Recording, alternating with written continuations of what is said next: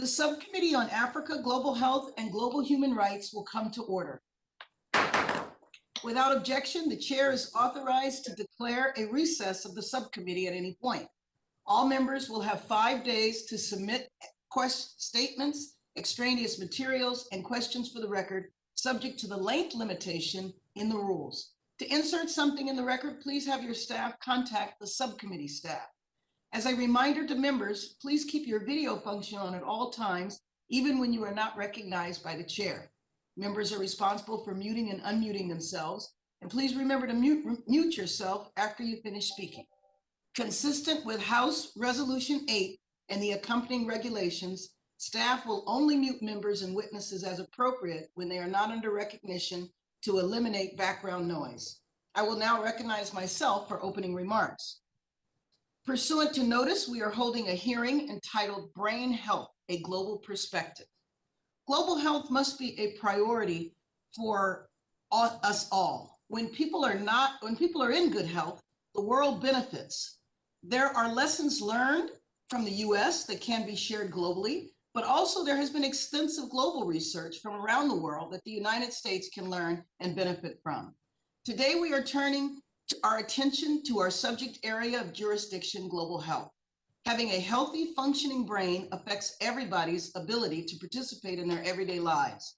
This includes making wise decisions, solving problems creatively, interacting successfully with others, and maintaining emotional balance. The brain changes continuously in line with how we use it to think, interact, learn, feel, and imagine. Our habits can also contribute to or detract from the brain's performance. We all know that the brain needs to be engaged in a variety of ways to stay at its optimal peak. Consistent exercise supports the brain, constant stimulation, taking care of mental health and reducing stress, good sleep, staying socially engaged, and a healthy diet. But even if we do all of these things recommended by health practitioners, sometimes we find ourselves and our loved ones impacted by neurological brain conditions. An increasing number of children around the world are being impacted by neural development disorders such as autism spectrum disorder, or ASD, which depending on severity can significantly impair daily functioning, social interaction, and communication. The exact cause of ASD is unknown and there is no cure, though early intervention can greatly improve the quality of life. In Africa, where epidemiological research is relatively non-existent and resources are low, treatment of ASD is complicated by a lack of parental and healthcare workers' knowledge and awareness, late identification and diagnosis, stigma associated with characteristics of the disorder, and negative cultural beliefs and practices. This is why I'm glad to be co-leading HR 4160 with Ranking Member Smith, a bipartisan bill which establishes a global autism assistance program to increase knowledge of ASD and healthcare capacity through a grant funding program. I hope more of my colleagues from both sides of the aisle can co-sponsor this bill. We will be interested to learn which entities are researching ASD in Africa and the rest of the developing world, and how Congress can contribute to ASD awareness and healthcare. Another major brain condition is Alzheimer's. It is destroying not only the lives of those who contract the disease, but it severely affects the families who many times become the primary caregivers of their loved ones. One member of my staff has a father who was diagnosed with Alzheimer's at the early age of 61. He went from being a happy retiree and enjoying life to having to live with his adult children. He ended up dying in an adult care facility in 2017 after his condition became for his children to manage on a daily basis. This is a story that millions around the world can empathize with. And I want to know if this panel has any ideas if we're closer to a cure, and what can Congress do to ensure that we have one. With hydrocephalus, although one can get it at any age, it most often occurs at birth or in early childhood. I would like for the panel to talk about its global impact. I would also like to know your opinion on the perspective of those who believe that treating hydrocephalus with shunts may cause lifelong problems, and what are the pros and cons of treating cases of hydrocephalus with a minimally invasive endoscopic procedure instead. I would like to thank all of our witnesses for being here today to speak to the committee about conditions attributed to the brain, how the lack of a sound health infrastructure can accelerate these conditions, and their impacts in low-resource communities and countries. The ranking member and I both have a keen interest in global health and look forward to your testimony. I now recognize the ranking member for the purpose of making his opening statement. Thank you very much, Chairwoman Karen Bass. Thank you for holding this hearing. And I want to also thank our very distinguished witnesses for their expertise that they are sharing with us this morning. You know, at a time when newspaper headlines are filled with political rancor and partisan bickering, I can't begin to say what a pleasure it is to work with you, Karen, on what really matters: meeting the needs of people around the world, addressing food insecurity, fighting human trafficking, pushing for peace, reconciliation, and human rights in South Sudan, Ethiopia, and Nigeria, or on global autism legislation that you and I introduced along with Mike Doyle, Brian Fitzpatrick, and Dan Miser. The legislation, along with today's hearing, underscores our mutual commitment to brain health around the world and our very productive friendship and partnership. So thank you so very much. We are living at a time when the impact of autism, Alzheimer's, and hydrocephalus are exploding everywhere. Last Congress, joined by Chairwoman Bass, I introduced HR 2077, the Global Brain Health Act. After this hearing, we will update and modify it if necessary and reintroduce that legislation. As introduced, the Global Brain Health Act would establish programs to provide international support to address autism spectrum disorders, hydrocephalus, and Alzheimer's, and other forms of dementia. Specifically, U.S. Agency for International Development must establish the Global Autism Assistance Program to support local service providers and advocacy groups focused on ASD in developing countries, and train parents and teachers who work with children with ASD. In addition, the President is authorized to provide foreign assistance to support hospitals treating hydrocephalus in developing countries, establish at least 20 hydrocephalic treatment centers, and develop surgeon training programs. Further, the Department of Health and Human Services must collaborate with the WHO to establish a global Alzheimer's disease and dementia action plan to conduct clinical research, raise public awareness, and support prevention and treatment of Alzheimer's and other forms of dementia. In testimony that is submitted for the record, Madam Chair, as you know, Dr. Andy Shee of Autism Speaks says that in 2014, Autism Speaks said that they supported the first, and at that point, the only Pan-African workshop dedicated to autism spectrum disorder. Over 47 participants from 14 African countries, including key leaders and experts in autism spectrum disorder, helped identify the most pressing needs and issues facing people with autism and their communities in Africa. What we found, he goes on to say, in doing this work, is that there remains a major gap in what is known about autism spectrum disorder in Africa. There is considerable lack of research and study on identification and diagnosis, and on the landscape of services and needs of the local communities. Children with autism spectrum disorder in Africa are diagnosed relatively late, he points out, compared to those in high-income countries, and those African children with autism that are diagnosed tend to present with more severe impairment, including severe intellectual disability and the absence of expressive language. Historically, research activity in Africa has been limited to infectious diseases that are associated with mortality, rather than non-communicable conditions like autism spectrum disorder. He finally says a 2017 study found that out of almost 25,000 peer-reviewed research reports on autism published up to then, only 120 were from sub-Saharan Africa. This knowledge gap is directly responsible for the gap in support and services, including screening and diagnosis, and the tools and resources needed to reliably diagnose the condition aren't readily available or adapted for local needs. Ideally, having interdisciplinary teams with professional training and familiarity with the diagnosis process of autism would help children be identified and referred to services earlier. He points out, and I conclude on this with his comments, the pervasive lack of pediatricians in sub-Saharan Africa is a major problem, and points out that in Malawi, there was one occupational therapist and one speech therapist for over 15 million children under the age of 14 in 2012. They've partnered with WHO and have developed and implemented a community-focused approach that utilizes proven methods. And it also has been working very effectively, or trying to, in Ethiopia, Kenya, Uganda, and South Africa. Dr. Worf has been teaching a technique that is safer and certainly highly efficacious to surgeons throughout Africa. And in August 2011, he testified before our subcommittee and told us that he had actually moved his family to Uganda to start a specialty hospital for pediatric neurosurgery, the Cure Children's Hospital of Uganda. At that time, he estimated there were 100,000 to 375,000 new cases of infant hydrocephalus each and every year in sub-Saharan Africa. To build capacity for effective treatment, he set about training Ugandans to be the neurosurgeons. Don't just have people come in, train the local doctors, and they have been very successful at that. Yet resources dedicated to address these needs remain inadequate, leading to premature deaths or social isolations for millions of those who are affected.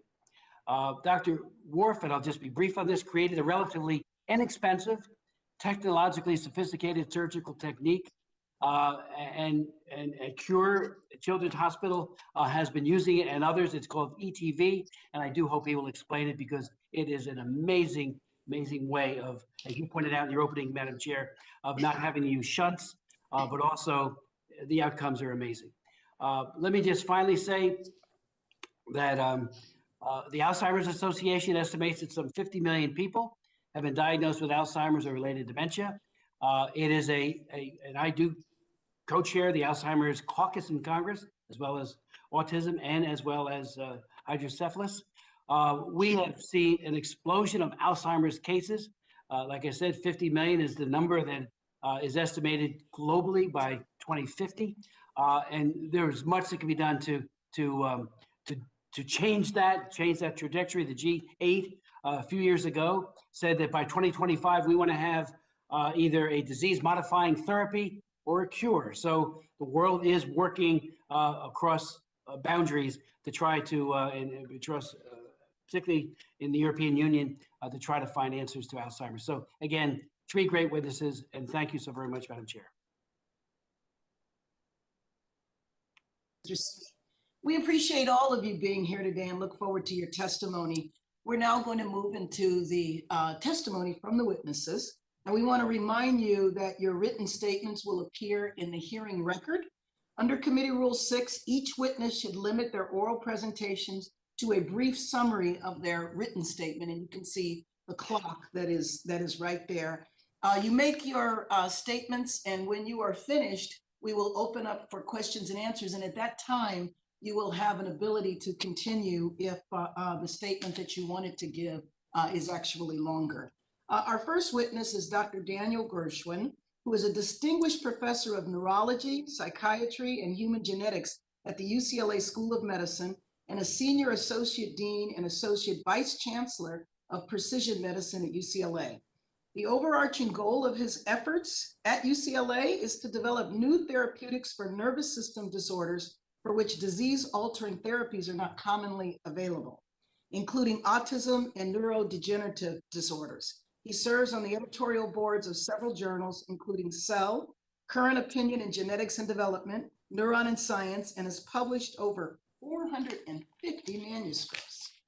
Dr. Gladys Maestre is a neuroscientist born in Venezuela and is currently a professor in the departments of neuroscience and human genetics at the University of Texas Rio Grande Valley School of Medicine in Brownsville, Texas.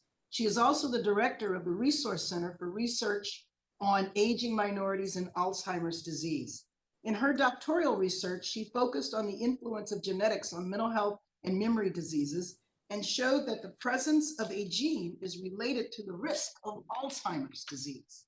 Dr. Benjamin Worf is a professor of neurosurgery at Harvard Medical School and holds the hydrocephalus and spinal bifida chair at Boston Children's Hospital, where he serves as the director of neonatal and congenital anomalies neurosurgery.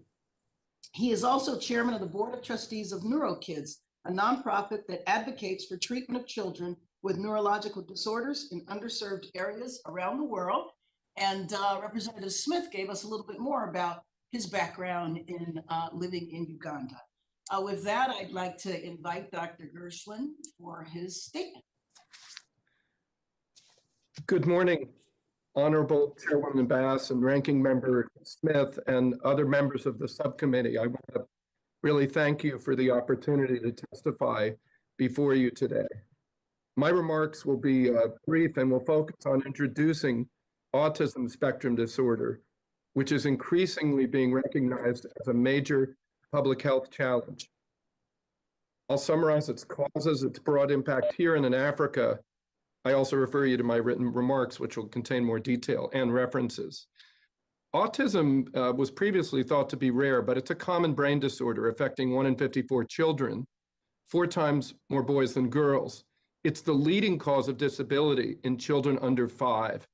It's a chronic, typically lifelong condition with onset in early infancy, which is why it's called a neurodevelopmental disorder.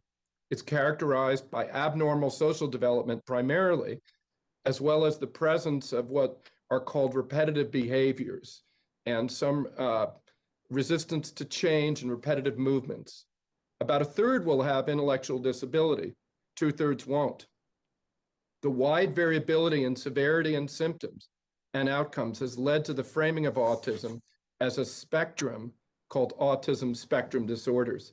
There's no single test for autism.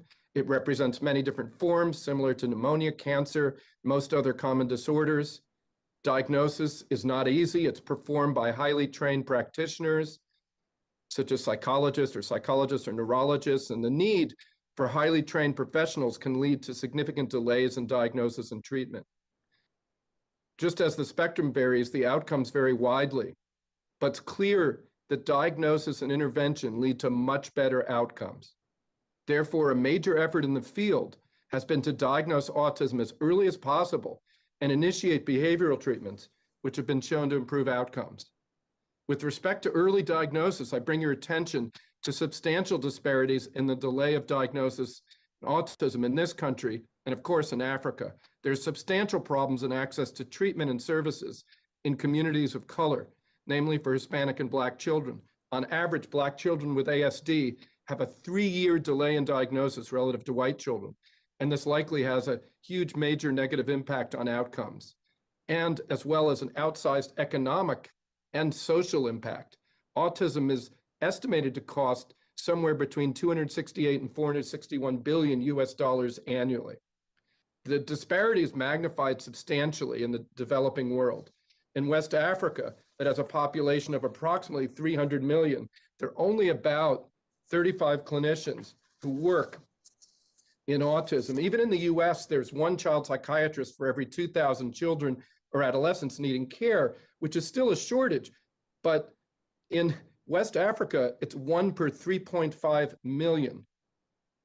So in terms of the causes, it's really, as we know, it's crucial to know the cause of a disease to treat it most effectively.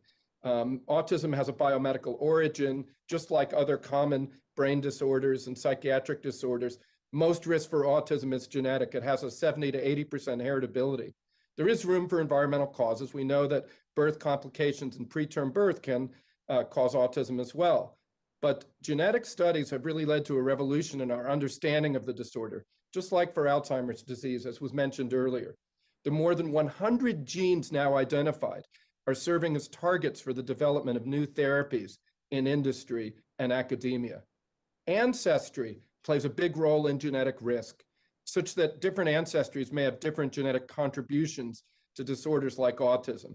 However, very little work has been done to elucidate genetic causes of autism in African American or African populations. Studying diverse ancestries outside of the group studied has substantial advantages by enabling pinpointing the actual genetic causes and reducing the rate of genetic misdiagnosis in the general population. In summary, I have a few major recommendations. Our understanding of autism has changed markedly in the last 2 decades due to growth and advances in research and clinical treatment. Continuing that trajectory is essential to decreasing societal and economic burden. The vast majority of research has been done in white European populations, and there's a need to increase inclusion of diverse populations, especially Black Americans, who are severely underrepresented in autism and brain disease research in general. The same holds true for Hispanic Americans. We must lower structural barriers that limit access to diagnostic services and treatment in under-resourced communities. Access to qualified providers in communities of color is a major problem, and this workforce needs urgent expansion. Why Africa, though? Expanding research in clinical care in Africa has the advantage that advances in understanding in clinical care can be accomplished at far lower cost than in the developed world. But of course, there's the humanitarian side of this as well, in that the disparities that are present in this country are far greater in Africa. To be effective and sustainable, any effort in Africa must work via supporting local clinicians and researchers. And we heard the example of hydrocephalus, which is absolutely phenomenal. We need to do the same thing for autism. We must support local clinicians and researchers who can be trained to the state of the art via exchange programs and interactions with colleagues in the US and in other countries. Workforce expansion and training in Africa is sorely needed and is feasible and cost effective. This will have a direct impact on local populations, lowering the overall economic and societal burden of disease by allowing earlier intervention, and will also have a direct impact for us in the US via its economic impact, the knowledge gained, which can be directly applied to our population. Thanks for this opportunity.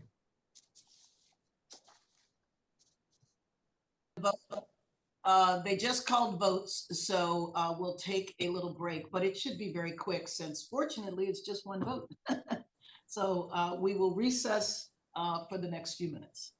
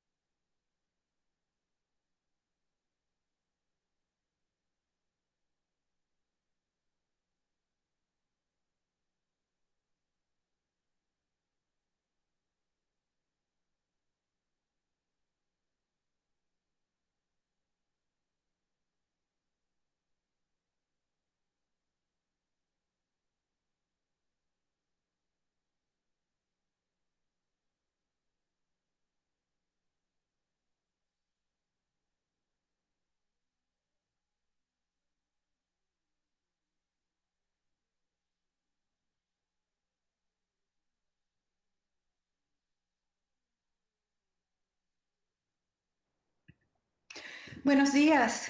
Good morning, Chairwoman Bass, Ranking Member Smith, and distinguished members of the committee.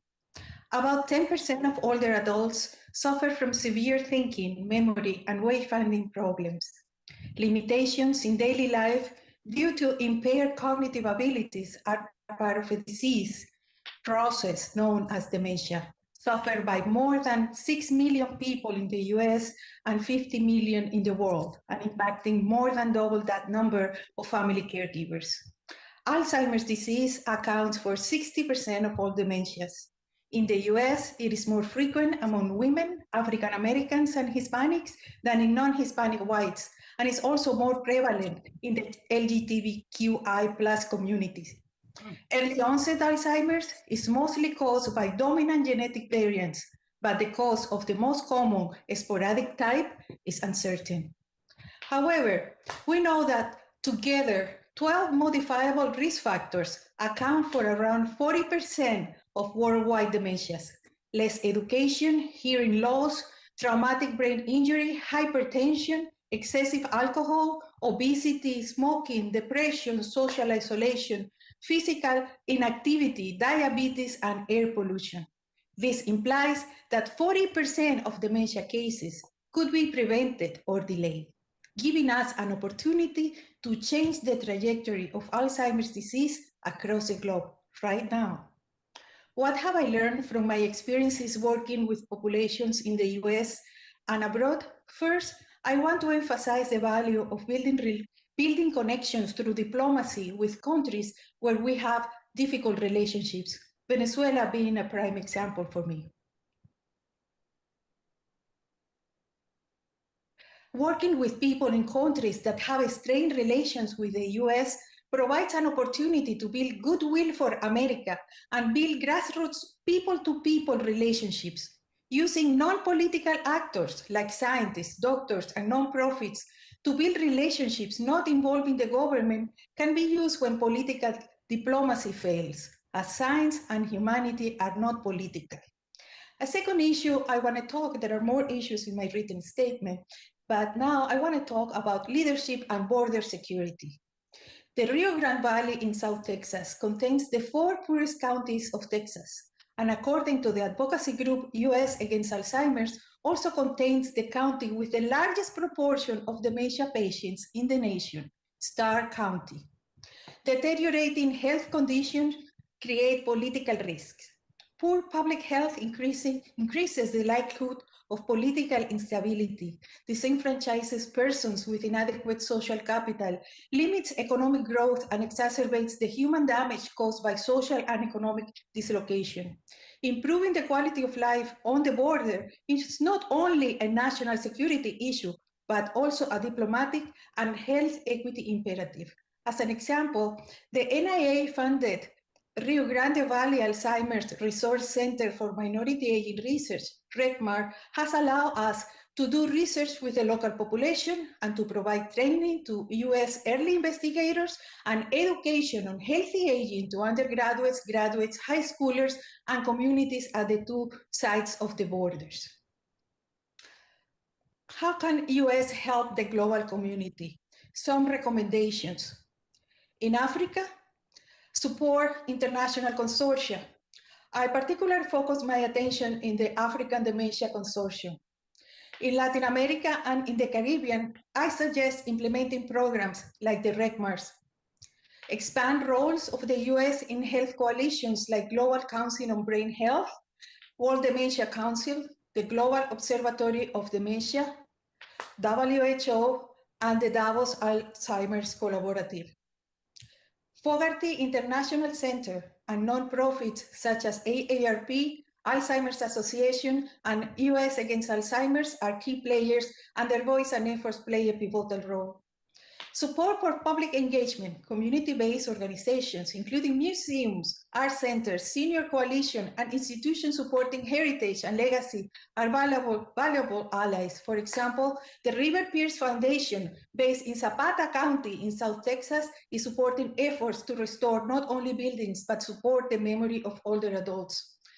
And the final recommendation here, there are more in the written report, use evidence-based guidelines from neuroarchitecture to support healthy cognitive aging, facilitate aging in place, improve public spaces that mitigate social isolation and promote creativity and cognitive stimulation through arts, cultural and social activities, here in low resource settings in our country and in low and middle income countries as well. Thank you for giving me this opportunity to share my perspective this morning and this recommendation to you. I look forward to addressing your questions and comments. Thank you very much. Dr. Worf? Chairman Bass, Congressman Smith, honored members of the committee, it's a privilege to be here. Hydrocephalus is a common childhood condition that can be devastating. The good news is that it can be treated. The bad news is that children in low-income countries typically don't get treated. The normal brain contains fluid-filled spaces called ventricles that communicate with the fluid space outside the brain.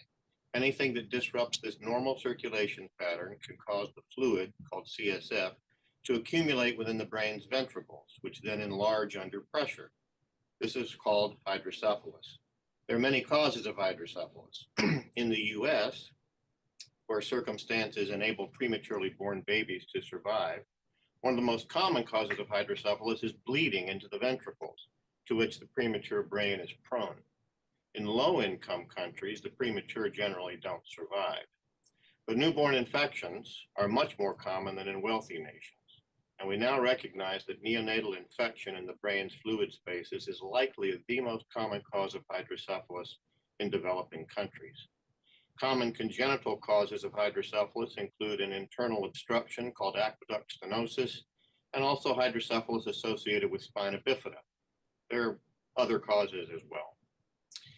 With hydrocephalus, whatever its cause, expansion of the brain's ventricles stretches and compresses the surrounding brain tissue, causing mechanical injury and decreased blood flow. In babies, this causes an abnormal rate of head growth, resulting in a very large head. There can also be progressive symptoms of pain, irritability, lethargy, and vomiting. Untreated, hydrocephalus leads to progressive brain injury and inhibition of its normal growth. This results in long-term cognitive and motor disabilities and sometimes death. Before there was effective treatment for hydrocephalus, about half of the babies didn't survive past the age of 2 years, and survivors were badly disabled. Hydrocephalus is the most common condition treated by pediatric neurosurgeons. The prevalence of hydrocephalus worldwide is roughly 1 in 1,000, but the prevalence is estimated to be higher in developing countries where access to treatment is also more limited. Worldwide, there may be up to 500,000 new cases each year. The greatest burden of disease falls on the African, Latin American, and Southeast Asian regions, accounting for estimated 3/4 of the total volume of cases. In the US alone, treatment of pediatric hydrocephalus claims up to $2 billion in healthcare expenditures every year. In sub-Saharan Africa, untreated hydrocephalus may cause up to $56 billion in annual economic losses using the value of a statistical life approach. There are currently 2 types of treatment. Both are surgical. Until recently, the standard treatment has been placement of a shunt that allows CSF to escape from the brain's ventricles through a tube into the abdominal cavity. This commits the child to lifelong shunt dependence. Shunts tend to fail. On average, shunted children have 3 additional operations for shunt failure over time, but many children have dozens of operations, typically emergencies, over the course of their lives. Another option is an endoscopic procedure that does not implant a device. Endoscopic third ventriculostomy, called ETV, makes a new opening between the ventricles inside and the normal fluid space outside the brain. This reestablishes the normal circulation. We demonstrated that ETV is much more successful in babies if some of the choroid plexus, the tissue inside the ventricles that makes the fluid, is reduced by cauterization. With this method, combining ETV and plexus cauterization, or CPC, there's an overall 2 out of 3 chance for long-term success in treating hydrocephalus without the need for a shunt. The previous development and study of ETV-CPC in Uganda has been facilitated by generous grant support from USAID and the NIH Fogarty Institute. Since we developed ETV-CPC in Uganda, first published 15 years ago, the technique has been adopted in most major pediatric centers in the US. At Boston Children's Hospital, we place about a third as many shunts as we did 10 years ago. This is an excellent example of how US support for work in a developing country has benefited the healthcare of American citizens. Of the world's pediatric neurosurgical workforce, 86% operate in high-income countries. In low and middle-income countries, around 330 pediatric neurosurgeons care for a total of pediatric population of 1.2 billion. The regions with the highest volume of hydrocephalus have the fewest neurosurgeons. This is where children will benefit the most by avoiding a lifetime of shunt dependence and its requirement for future neurosurgical maintenance. Closing the healthcare gap for hydrocephalus will require training and equipping neurosurgeons in the developing world. This training will be especially important in the national referral hospitals and academic centers where new national neurosurgeons will be trained, with the goal of training the trainers. A number of organizations have been involved in work to provide care for children, including Cure International, Reach Another Foundation, Bethany Kids, Child Help, and some of the international neurosurgical societies like the World Federation of Neurosurgery and the International Society of Pediatric Neurosurgery.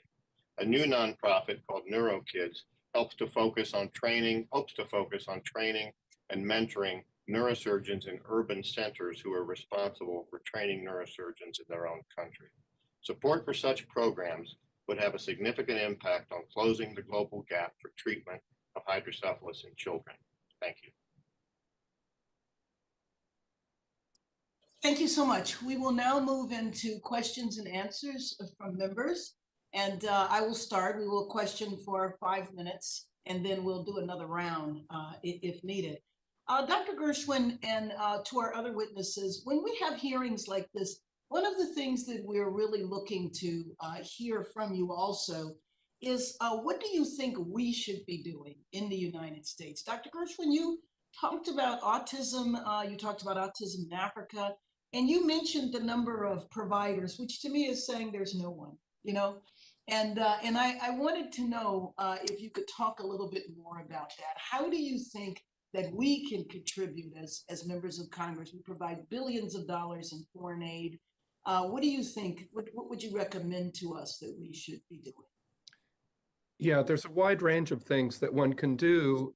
Thank you for that question, by the way. It does get to the heart of the matter. And, you know, there really are a lot of things that we could do, starting with very simple. And so if we just think very simple, so for example, I've been working remotely with one of the few neurologists in Mali to help him develop an autism program there, which he has developed with almost no resources and almost nobody trained. He took it upon himself to translate 2 major screening devices so that they can be used and are culturally appropriate. So that's a big thing that needs to be done for each kind of country and each area. One needs to have, trained people who can use culturally appropriate tools. Now, that is not that expensive to do, to actually remotely train, have people come over for a few weeks. But this remote mentoring has actually worked quite well, even through COVID.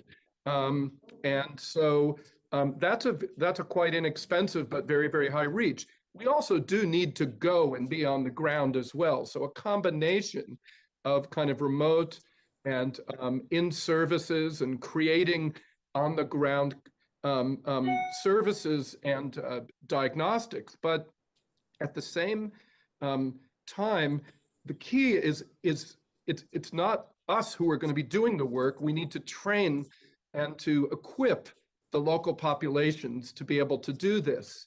And again, that's doable. We just need to go there and work and build the workforce through that.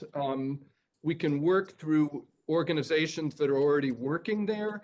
There are a few grassroots organizations in Africa, as well as in the United States, that are starting projects looking at autism genetics, for example, in Africa, and using that as a kind of foothold. So starting with more developed countries like South Africa, which has a much larger infrastructure than many of the other countries. In Nigeria, one can, branch out into these other countries, even countries, that were mentioned like Malawi, that are very under-resourced. A few people can have an enormous amount of impact in terms of training. So I guess I want to emphasize training, translating of the instruments, and working on that workforce, permitting them to come here for training sessions and to, short term, and then to go back to their place of residence to then work and kind of spread the word. One of the real benefits in autism, even though it's a behavioral and cognitively defined syndrome, is that there are internationally recognized tools for diagnosis and for treatment. And again, so just translating them and making them culturally appropriate when necessary. Again, quite easy to do and not very expensive. So one could have a large impact without very much cost, I believe. Thank you. And you were mentioning mentoring. You said Mali or Malawi?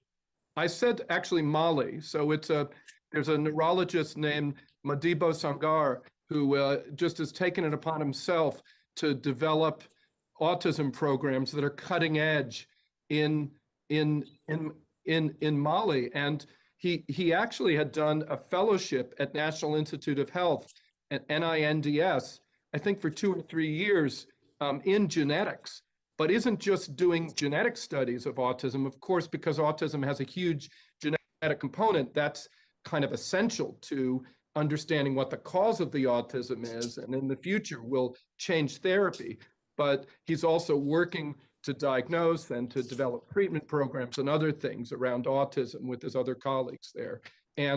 But we've done a ton remotely by email, by web, and of course that has to be supplemented by some in person. But again, one can really go a long way, I can say, in moving things forward. And because practitioners here are quite expensive, whereas just because of the economies, the cost of training somebody there is it's really way lower. So I think we can have enormous impact with the resources that we deploy. Thank you. Representative Smith? Thank you very much, Madam Chair. The idea of prevalence studies, you may know this, but the 1997 BRIC study was what I had asked CDC to do. At the time, they were spending $287,000 per year, which is a drop in the bucket. That now has grown to 23 million. NIH is 287 million. I raise that because money does make a difference, and prevalence studies drive that money so that we can target those who are being malaffected. If I could ask Dr. Geschwin, you might want to speak to the need for this Global Brain Health Act that we have introduced and will introduce with some updated information from this hearing. I've been trying to get that passed for a decade. I'm the author of the Autism Cares Act, which is our law. Did 3 of them, and I say that only because what we've done here, we need to translate to Africa and elsewhere, and not just hold it close.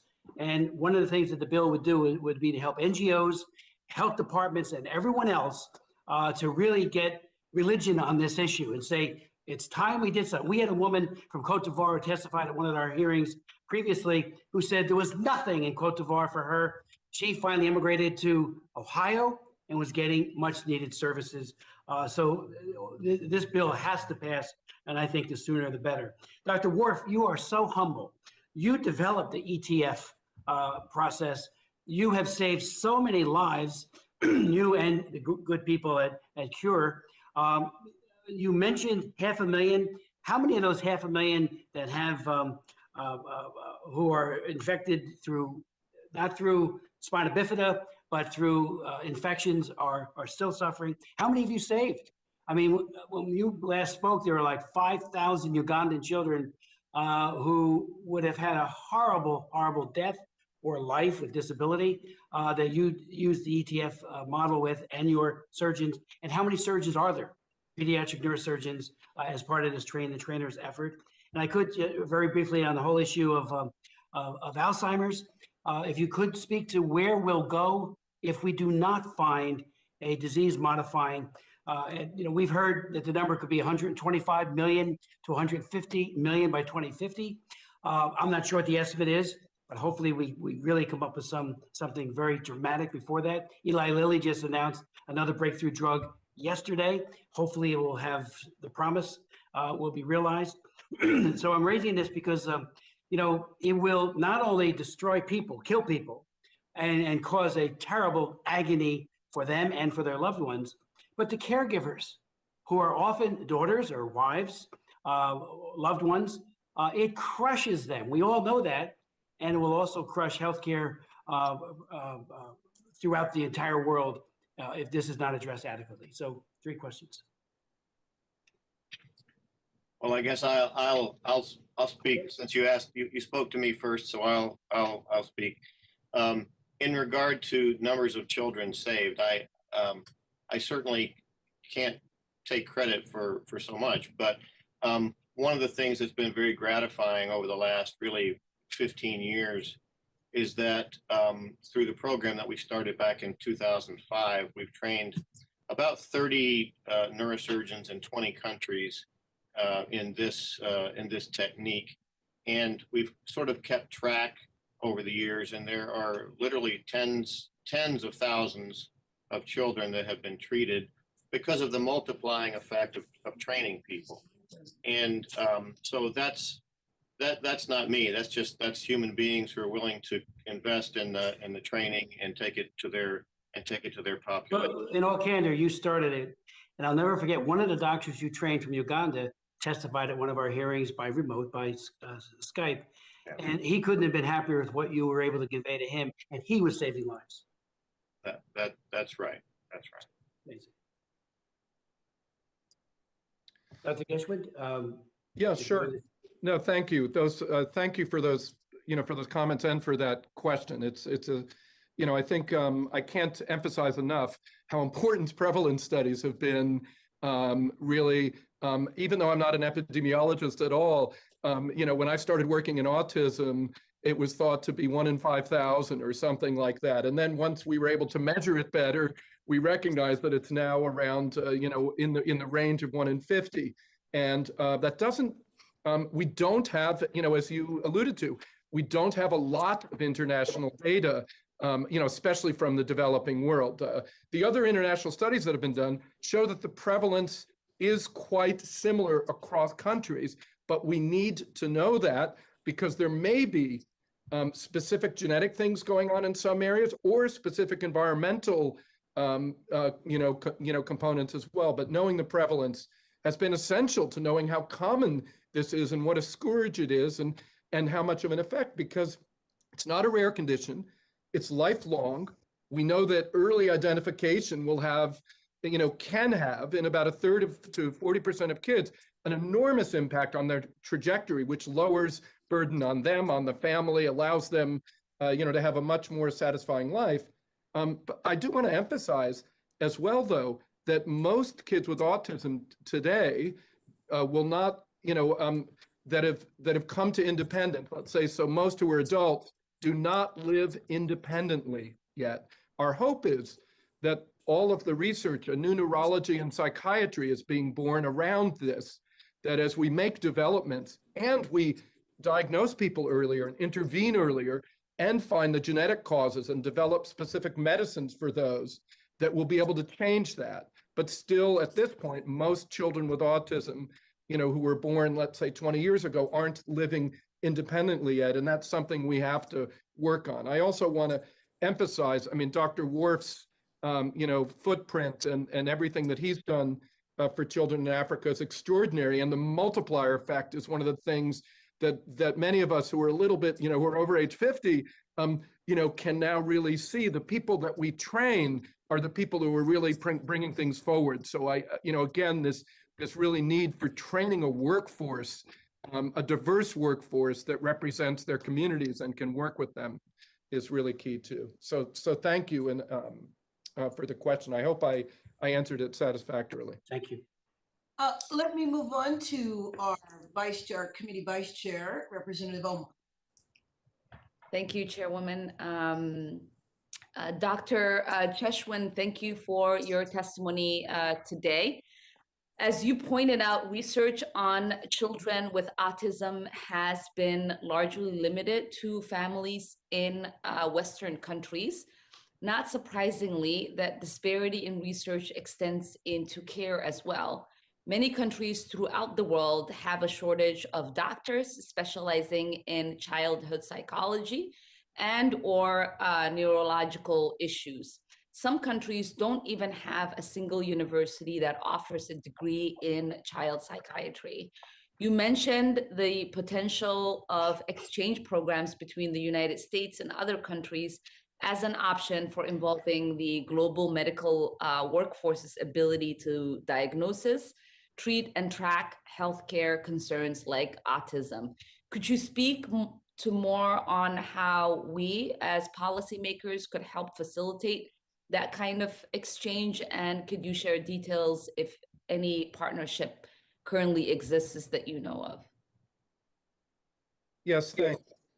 Again, thank you for that, for that set of questions.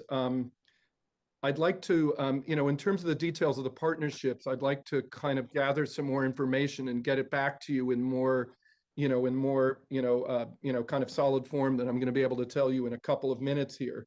One of the things you mentioned is the lack of practitioners, hospitals, child psychiatrists. I think I was told by a colleague of mine in South Africa that there's 75 child psychiatrists in all of sub-Saharan Africa, which is probably fewer than in the Upper West Side of New York. And the idea here is to, is enablement at some level. Eventually, when you have a critical mass of trained people on the ground, they can develop their own local institutions and local training facilities and won't have a need, but until that point, there's a lot that we have to do that. So the kind of training programs that could, happen, I'm happy to, detail. There are things, traveling fellowships through Fogarty, through NIH, even other agencies, but it's just it's not focused enough on kind of providing even relatively small scale opportunities. Some of these are kind of large scale programs, and what we really need to do is kind of go one by one and fund these individual places. One of the points I want to make about treatment is that treatment doesn't necessarily have to be done. Diagnosis takes highly trained professionals. And again, we're working to streamline that over time and make that easier. And that's another thing with telehealth that could actually help there as well. But treatment can be, you still need to be highly trained to be treated, but you don't need to have an MD or be a child psychiatrist or be a PhD clinical psychologist. Folks with master's degrees and kind of slightly advanced educational training, can really do a lot as long as they get the specialized training, in behavioral intervention that's needed, and are, and get updates kind of on an annual or every other year kind of basis. So, so I think one can do it at multiple levels, and I'd love to get you more information on, on kind of what's actually going on now. But it's very small potatoes. In my specific instance and working with this extraordinary clinician in Mali, the amount of resources he has a small, and he's tried to write grants, and we've tried to help, in terms of building that. But one thing is that the grants fund research, and that brings new people in who are trained, who then can give clinical care as well. But I think there's another stripe of funding or tranche of funding that's needed to actually just help build the local clinical care on top of the kind of research dollars that might be available. I don't know if that's helpful. That is really helpful, and I look forward to connecting offline and trying to expand on this conversation. Again, Chairwoman and Ranking Member, thank you so much for convening this really important and insightful committee hearing today. I yield back. Absolutely. Thank you, Representative Omar. You know, I'm fascinated by the model of remote mentoring and remote training. And so one thing that I'm very interested in, and this is a broader issue, but changing the paradigm for how we do foreign aid, which is direct services, but how do we do foreign aid in a way that leaves the people not needing us anymore? That increases their own capacity. And I'm just wondering if maybe we could do a very broad mentoring program, since we all went through an entire year of remote. I think, you know, we've kind of shifted in terms of thinking that everything needs to be in person. So I really would like to follow up with you, Dr. Gershwin, on that model that you're talking about. And then we have a couple of other programs. One is called YALI, Young African Leaders Initiative, where we train young leaders. We bring them here and they network over there. And I'm wondering, maybe we have a YALI type program. I mean, I don't know, Mr. Smith and Representative Omar, what you think about that, but maybe we could think about something like that that is specific around healthcare, that's specific around different issues where we bring, you know, African leaders together, and in other countries as well. Dr. Worf, I wanted to ask you, you know, I spent many years working in the NICU, in the neonatal unit. And so I was there years ago when everybody with hydrocephalus was treated with a shunt. I've been away from clinical medicine for a long time, so I didn't realize that we were doing things differently. And I wanted to know if you would mind repeating what it is that the new method that you have developed. And now we, you know, have preemies, we have micro preemies that didn't survive when I was in clinical practice, but, you know, now do. And I imagine that hydrocephalus is even, you're seeing that more given that we have micro preemies that have survived. Earlier this week, I operated on an X 23.5 weeker, which never would have survived. You know, where it's it really is changing. So the treatment is evolving. It takes about a generation for surgical treatment paradigms to sort of infiltrate the profession, but this is changing. And in answer to your question about what exactly it is that we do, my only contribution was I took two old ideas and put them together with better technology. And the first of them is putting a small endoscope, little flexible endoscope, into the brain of the baby and making a hole in the floor of the third ventricle, which is a very thin membrane that separates the fluid inside the brain from the fluid outside the brain, where it wants to go anyway. And that's the ETV part of it. The problem with ETV, which had been being done for quite some time, although it was new since I finished my training, was that it doesn't work well in babies. In babies, especially under a year of age, the failure rate is very high. There was an old idea in the early 20th century of reducing the tissue that makes the fluid, called choroid plexus. And that had been sort of tried with primitive methods, had a high, you know, morbidity rate and so forth. And once shunts came into being and became practical after Dow Corning invented silicone and silastic tubing, medical grade tubing, shunts became the mainstay of treatment. These other things went by the wayside. But in Africa, the problem was shunts are expensive, shunts get infected, shunts fail. And I felt very bad in my first year or two of practice there, putting shunts on all these kids and sending them back into rural upcountry areas where I knew they were going to fail and probably die. And that, for me, was a bit of a moral dilemma in a way. Here we can maintain shunts very readily with our emergency medical system and a neurosurgeon, you know, readily available in any community.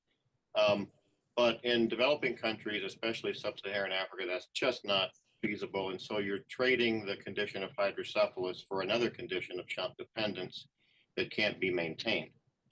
So I became very interested in trying to make ETV more successful in babies, and we incorporated this second part of the procedure, which was to endoscopically reduce the tissue that makes the fluid. And the high volume of patients that we had there allowed us to not only train well, but to learn a lot in a relatively short amount of time. And we found that there was a significant increase in the success rate of ETV for babies if you added this little second part of the procedure of reducing that choroid plexus. Is it standard treatment here now? It's becoming that way. Certainly people are much more now in the US prone to try to avoid shunt dependence, whereas 10 or 15 years ago, it's just what we did. Right. And the technique of combining ETV and CPC has become adopted in most of the major pediatric centers right now, because it's a relatively new technique. There's a replication in North America of a randomized prospective trial of shunt versus ETV CPC, looking at ultimate development and those kinds of things. We did the first randomized trial with NIH funding in Uganda, and found that there was no difference between the two treatments in terms of brain growth and development. So there's a lot of interest in this. Shunts are being placed less commonly. It's less thought of as the only thing to do. Thank you very much. Representative Smith, would you like to ask additional questions? Yes, thank you very much, Madam Chair. And again, Dr. Worth, thank you for what you've done. 30 neurosurgeons trained, thousands, tens of thousands of children who have been cured. And I remember you had testified earlier, and you had said that it ought to be replicated in the U.S., and now it is. So what was developed by you in Uganda now has benefited American children as well. I know, Dr. Meister, you were about to answer. I know we got the 5-minute rule, but if you could maybe perhaps pick up. Yes, thank you. So you asked me what would happen if the cure is not here, by 2025, let's say. And we have to keep in mind the magnitude of the problem. This is at least one every 10 people. So this is a magnitude. This is the scale of the problem is even, it's really concerning. And there is one point. If you look, for example, Africa demographics, the fertility rate in Africa has dropped severely. In our countries as well, here. So there will be fewer people as a proportion to take care of elderly.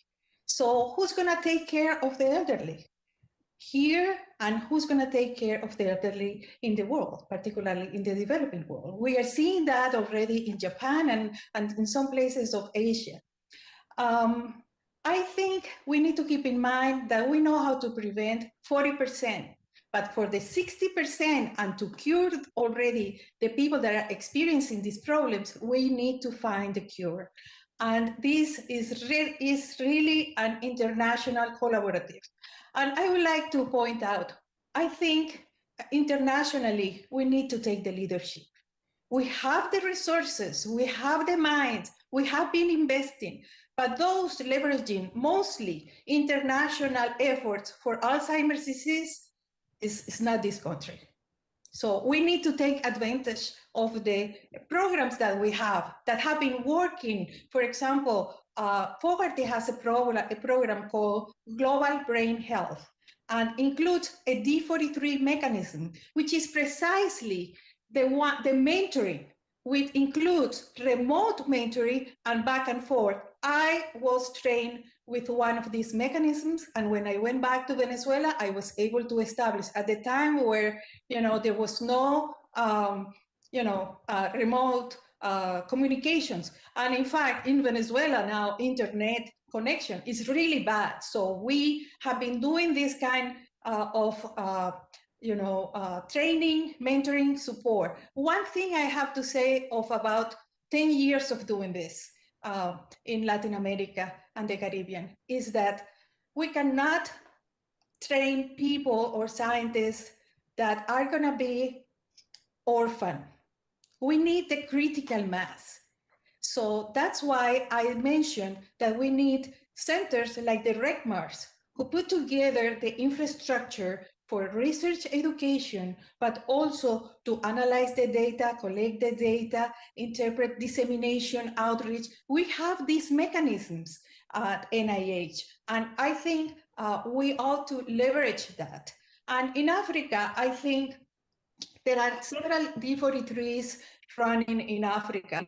So there is already a tradition, at least for aging and Alzheimer's disease. So I think this is the time where the countries in Africa are coming together, and it's a particular advantage that we have a real tradition between the University of Indianapolis and prevalent studies in Africa. So I think we should take advantage of that. Thank you so very much. Madam Chair, just a little background. Back in the year 2001, I went to Lagos and gave a speech on combating human trafficking. And a man came up to me named Chidi Izua, who said, "What are you doing about autism in Nigeria?" And I said, "Nothing." We had dinner, and I began 20 years ago trying to not only do the domestic piece, which is the Autism Cares Act, which is law, but have failed miserably to get the Global Brain Health Act enacted. The pushback from USAID has been always that infectious diseases, which I agree, need to be combated robustly and aggressively. But when you talk about developmental disability, when you talk about brain health per se, we'll do diplomacy at WHO, and HHS usually takes the lead there, and others, but not direct grants. So you and I introduced the bill last Congress and previous Congresses called the Global Brain Health Initiative and the Global Brain Health Act that takes these three terrible, debilitating disabilities and diseases and says, let's get USAID working on this. Dr. Worf, I know you got a USAID grant, and we tried very hard for years unsuccessfully, and I'm so glad you finally succeeded because you were able to prove, I'm sure, that it was infection-based as well, but it was being stopped. The stop sign went up and said, oh, that's spina bifida. We don't do that kind of thing. It's like, aren't the people of Africa, sub-Saharan Africa, and elsewhere in the developing world deserving of brain health and sharing in on the advances that are being made in the United States and elsewhere? And money does make a difference. Where you put your money, where you put your focus and your trainers and the like, you get positive results. So I hope this year we can get our Global Brain Health Act enacted. We wanted to wait before reintroducing it from last year until this hearing to get some additional ideas and insights. But it's an idea whose time has come. And Dr. Worf, you've proven, the number of lives you've saved. All three of you are on the cutting edge of trying to mitigate misery and pain and disability. And I know I can't thank you enough, but I'll never forget every time, and you do this too, I'm sure, Madam Chair, whenever I meet with health ministers, these three disabilities, in the case of all three of them, are front and center on what I bring up with them. And I have lost track of the number of times people say, what? Alzheimer's in Africa? Yes. It's especially as the lifespan is extended, because it is primarily focusing, there is early onset, but there's a lot of people who, develop it later on. So what a great thing that we're living longer, but we need to be doing much more in this area. So I hope we can get our bill passed. Again, I would meet with every USAID administrator, Democrat or Republican, very empathetic as we talk to them, but it was always no. So I think we need to get this legislation passed so it turns to a yes. Well, we will make it happen. Absolutely. I'm very interested in it. Representative Omar? Yeah, I look forward to helping you all in getting that yes. I really enjoyed listening to the passion from the ranking member on this issue. Dr. Maestre, I'm wondering if you can elaborate on what is known about the prevalence of Alzheimer's and other forms of dementia in the Horn of Africa. What gaps exist in knowledge, and what barriers do you see in care and diagnoses when it comes to other brain disorders? As someone who comes from that region, I know that in my own home country, we don't usually have language even to describe some of these illnesses and diagnoses. I know, as someone who knows the Swahili language, that also isn't something that exists. So I'm just curious to know if you have any ideas of some of these barriers that exist there. Thank you very much for the questions. I will address first the prevalence in Africa. There are very few studies, but there is something that has been constant. Prevalence of Alzheimer's disease is actually lower than in the US. And precisely the study comparing exactly with the same methods here in Indianapolis and in Ibadan, Nigeria, this show that the prevalence and the incidence is lower. So we can learn what are the resilience mechanisms. I mean, how come it's lower? Is this just a matter of survival of the strongest? Is this a matter of some genetic makeup that actually makes the people more resilient? So we need to understand, we need to bring that knowledge down here. Meanwhile, to the second question, the barriers, there are people with Alzheimer's in Africa, of course, and other dementias. Where are they? How are they being treated? Most of them are not being treated. Most of them have not been diagnosed. They are considered to be either normal aging. In some villages, it's just how it is. People turn to be away of themselves with older age, and people are very compassionate and very caring, so they don't put them away. So they embrace them, and somehow they live longer than people here in the States diagnosed with Alzheimer's. What happened? So we also need to bring that home. So you have the barrier of the culture, understanding aging as a disease, basically. You have the stigma, thinking that there are some spiritual causes that are related, or punishments related to changes in behavior, like a punishment. And so this also prevents seeking medical doctors, so traditional doctors. We think that working with traditional medicine and traditional beliefs is extremely important to actually find and help these people that are already suffering and the caregivers. But from the other point of view, there are not enough neurologists, not enough psychiatrists, not enough people trained to diagnose. People have to walk,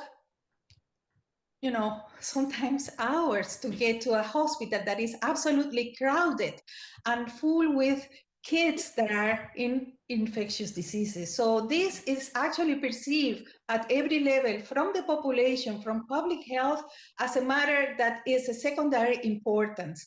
We've been doing workshops and trainings for neurologists in Kenya, and people from Ethiopia, Tanzania, and other places. We bring them here. We have a conference, hopefully this year in person in December, again in Nairobi, and they come very excited. We train them in different methods, to clinical methods, some research epidemiological methods, and then they say nobody supports them in the clinical field or at the universities. And that's why I believe that the effort needs to be to build critical masses in certain aspects, or building or supporting consortia that's going to be able to actually take the hands of these young Africans to address this problem.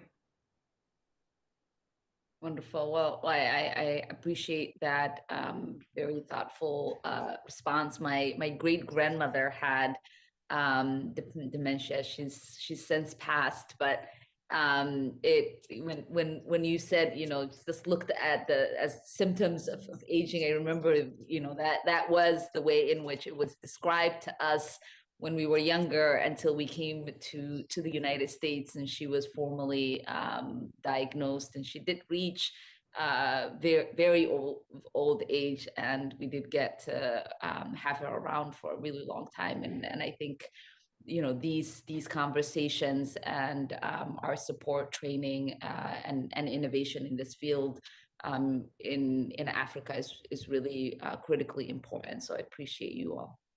Thank you. Thank you very much. I know that, Dr. Gershwin, your time is limited. I don't want to hold you over, but if you had any closing comments or statements you wanted to make, please go right ahead. No, thank you very much. Again, I want to thank you all for the opportunity and the privilege to share what I know with you. You know, as I'm thinking and kind of reflecting, you know, there are a couple things I just wanted to mention in addition to what I've said already. One is that, you know, in some areas, like let's say South Africa, in Cape Town, there is an outstanding but small autism center, and that has been the driver in a lot of the nidus for the Center for driving autism research, and especially genetics and other things in Africa. I think one has to leverage that to create a more distributed network that's more federalized almost, you know, throughout Africa. And I think it's very achievable. I also want to emphasize that when I talk about remote mentoring, I think that we can do a lot remotely, and we've learned in the last year that we can do a lot remotely, but we also need to, you know, to have boots on the ground and to go back and forth and have some in person. So I think a hybrid approach that would be efficient for creating networks and mentoring, both in training providers as well as researchers, is really, you know, is really essential. You know, without universities in certain places and without any structure, it's even hard to leverage some of the training programs that are currently available. For example, how does one actually use something like Fogarty in the context when there isn't already a kind of PhD program in that country working in that area, or enough critical mass? So I think we have a lot of kind of building to do, and to think about some novel types of programs, again, that could very efficiently and without enormous capital investment actually have extraordinary reach and have very positive impact. I hope that that's clear. It is, and I know when we are finished next week, when we come back, Mr. Smith, we should talk about our bill, because I'm just fascinated by the idea of the remote learning. And Mr. Smith, did you want to ask Mr. Gershwin, Dr. Gershwin, something before he signs off? No, I just want to thank him for his testimony. I read his entire, it was very, very lengthy and well documented. Thank you so much. And thank you, Dr. Gershwin. My pleasure. And again, you know, the bill is an extraordinary step in the right direction. And so it's a great pleasure to, you know, to be here and share what I can with you and with the others. It's really a privilege. Absolutely. And every time we always learn a lot, and these hearings really do have a lot of impact. So I know that it's a lot for all of you to participate. So thank you very much. Dr. Maestre, I just have a couple more questions and then we can wrap up. Dr. Maestre, you mentioned a county, Starr County. Yeah. And you said it had like an extreme number of, was it Alzheimer's? Yeah. It's dementia. Dementia. And I know dementia can be for a lot of reasons. Do you know? Say that again. do they know the reason why it's so concentrated? I mean, that's That's why. because of an environmental reason. Yeah, and that's why we are here to look at that. There are a couple of conditions I think that are having a tremendous impact in this. One is that Starr County is also the county with the highest prevalence of diabetes and uncontrolled diabetes. Okay. So it's not only having the medications, the drugs. We also need to involve the people, to engage the people in order to change their lifestyle. So this is one reason that we suspect. Second, if you go to Starr County, you'll see the presence of military everywhere. It's like a movie.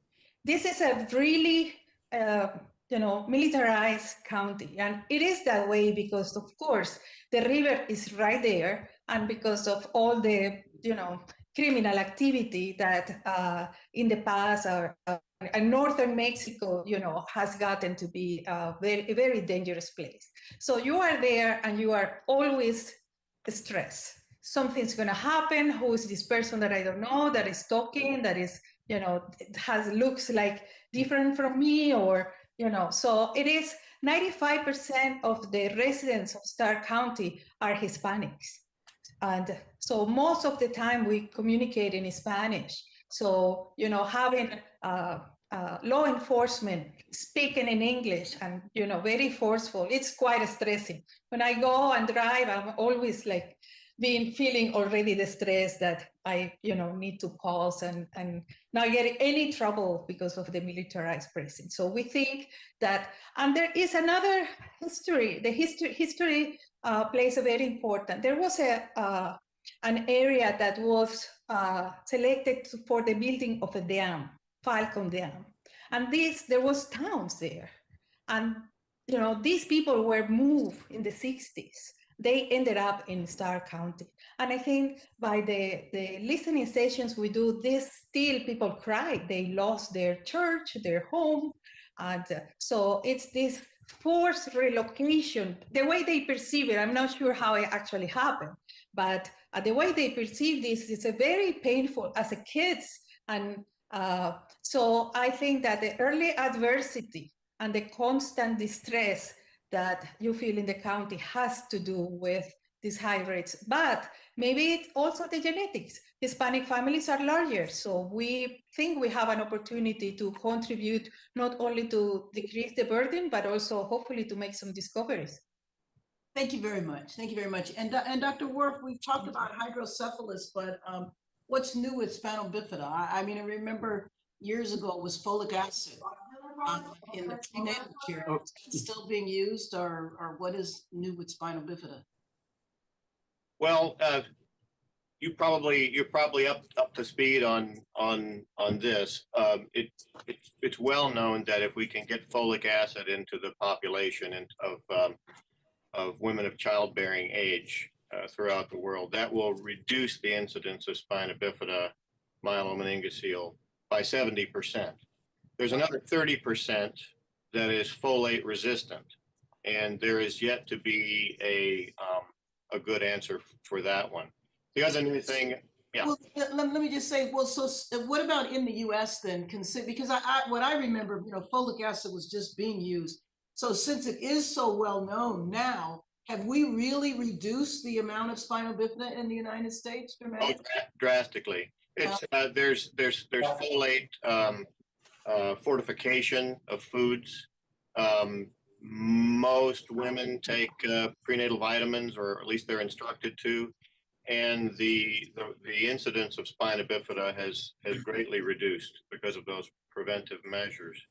And we saw a great deal of spina bifida in East Africa. That was our second most common diagnosis, and of course, 2/3 of those children also have hydrocephalus. I wanted to make, if I could, just sort of three points that I didn't have a chance to. Sure.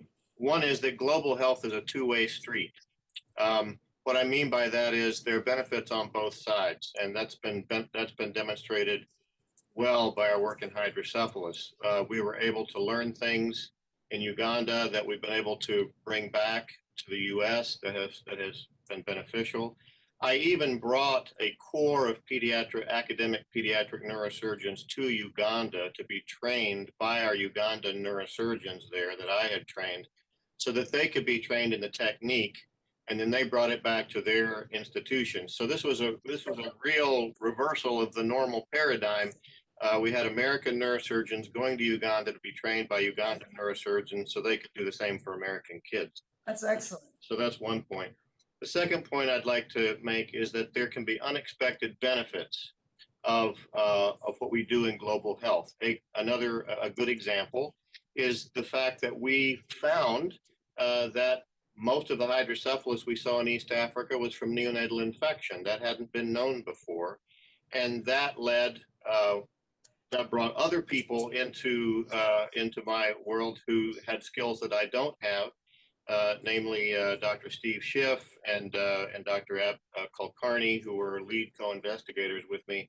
But a new organism was discovered. It was not known what was causing all of this, but that's recently been published, a bacteria that's infecting these children that nobody knew about, that also causes a lot of brain damage and primary injury. And then my third and maybe most important point is I would love to see more funding for training. There's a lot of funding for research, which is great. But when it comes to trying to go to our government and say, look, we need to develop a program to train these people who can train the trainers, the opportunities for funding are not as readily available. And that's also very important. Thanks very much. And thank you very much. Representative Smith, do you have any final questions? I would just again thank our witnesses, and Dr. Worf, our bill does train the trainers, so and we've learned that from you when you testified in 2011. That was a very, very key point you made then, and we've been trying to get that enacted ever since. I just wanted to, Maxine Walters and I co-chair the Alzheimer's Caucus, and we're pushing very hard on a bill that has been introduced by Congresswoman Rochester. It's called Equity in Neuroscience and Alzheimer's Clinical Trials. It's a whole idea that was very much highlighted by the Alzheimer's Association. And again, this is a two-way street. What we learn here is applicable elsewhere in the world and vice versa. And they have found, this is the Alzheimer's Association, that Alzheimer's and other dementia disproportionately affects older Black and Hispanic Americans. Black Americans are twice as likely to develop Alzheimer's, and Hispanic Americans are 1.5 times more likely to develop the disease. And now this bill and this initiative is to try to get more of the clinical trials to include those men and women who have Alzheimer's who are from the minority community. And, again, you might want to speak to this if you don't mind, in terms of lessons that could be learned and learned very quickly, particularly as new drugs are coming forward. If you don't have a very diverse base of people that are in the clinical trials, it's not clear whether or not that pill or therapy will be applicable to all people, particularly since there's so many factors. So, Doctor, if you might want to speak to that, we hope that this bill becomes law, and hopefully, again, it has a positive impact. No, I think that law will change the game, not only in Alzheimer's. What we are doing in Alzheimer's is leading other fields. So what's happening because of the magnitude of the problem and the alliances. So in the most recent ADUHELM, only 3% of the participants of the clinical trials were Hispanics. All the calls that I get here about the drug, availability of the drug, are from Hispanics. I don't know what to tell them. I just tell them the facts. And they are very eager. And this is a very poor area, but people are willing to sell the house, to sell whatever they have. They really want and need the hope, and my heart just breaks.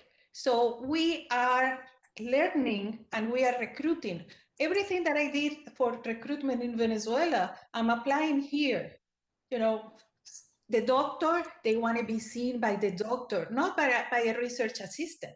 They want to talk So I get in the phone with them or in-person visits on the phone or Zoom now more because of the COVID. And they tell me everything about why they got it. So the explanatory model, so I can deep dive inside that and help them to identify how to change their lifestyle, how to cope, and how to support research. So we're building these registries. Everybody is Hispanic here, 95% of the Valley is Hispanic. So we think that, we want to be ready for implementing new trials. And also, I think not only drug trials, but the combination with lifestyle, telemonitoring and telesupport, and the drugs. We think that this multi-level is very, very important. I really hope and wish you, all the best, and thank you for your leadership within Alzheimer's disease. Thank you very much, Madam Chair. Yield back. Let me just thank both of you for spending so much time with us today. This was just very, very valuable. And as Representative Smith mentioned, he has been championing this issue for many years and has very specific legislation. And I just have to tell you that from what we learned today, you definitely provided us with some additional ideas for the legislation. So we will keep you posted. Thank you so much for the work that you do and your contributions, not just to our country, but to our world. Thank you. Thank you very much. Hearing is adjourned. Thanks again, Karen. Thank you, Chris. Have a nice